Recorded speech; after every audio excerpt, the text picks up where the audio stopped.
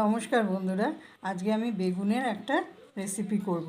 এই বেগুনটা ছাল ছাড়িয়ে কুচি কুচি করে কেটে নিয়েছি, খোসাটা ছাড়িয়ে নিয়েছি, কুচি কুচি করে কেটে নিয়েছি। টমেটো, লঙ্কা, পেঁয়াজ, রসুন, ধনেপাতা, এসব হচ্ছে ইনগ্রিডিয়েন্টসগুলো লাগবে সমস্ত। এগুলো সব রেডি করে নিয়েছি। এবার আমি যখন বানাবো তখন আবার আপনাদের দেখাবো। এই একটা ভাজা মশলা করে নিয়েছি। এটা জিরে আর ধনে আর মৌরি আর পোস্ত এই দিয়ে একটা ভাজা মশলা করে নিয়েছি। এবার এটা ঠান্ডা হলে গুঁড়ো করে নেব। এবার শুরু করব। তেল দিয়ে নিলাম একটু।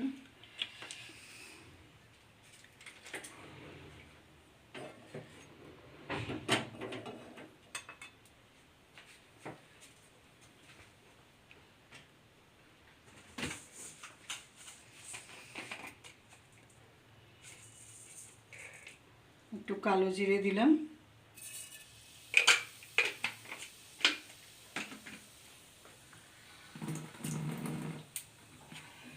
এবার একটু বেশি করে রসুন দিয়ে দেবো।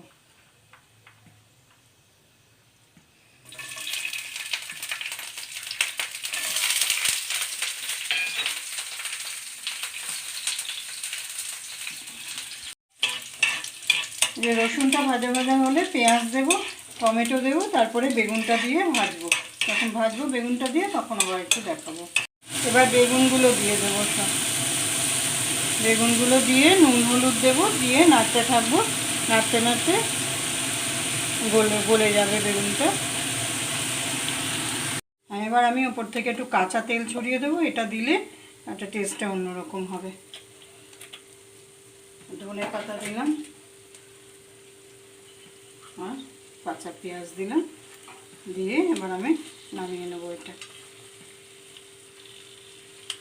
নাও, বেগুনের নতুন রেসিপি খেয়ে দেখো, সঙ্গে তোমার পছন্দের পরোটা খেয়ে দেখো।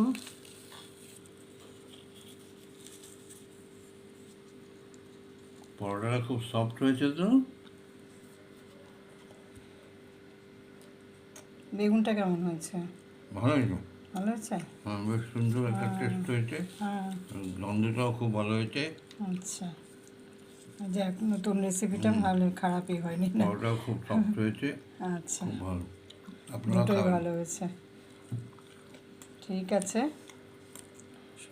বলে দাও সবাই ভালো থাকবেন। সবাই ভালো থাকবেন, ভালো। সুস্থ থাকবেন। ভিডিওটা পছন্দ হলে সাবস্ক্রাইব করবেন।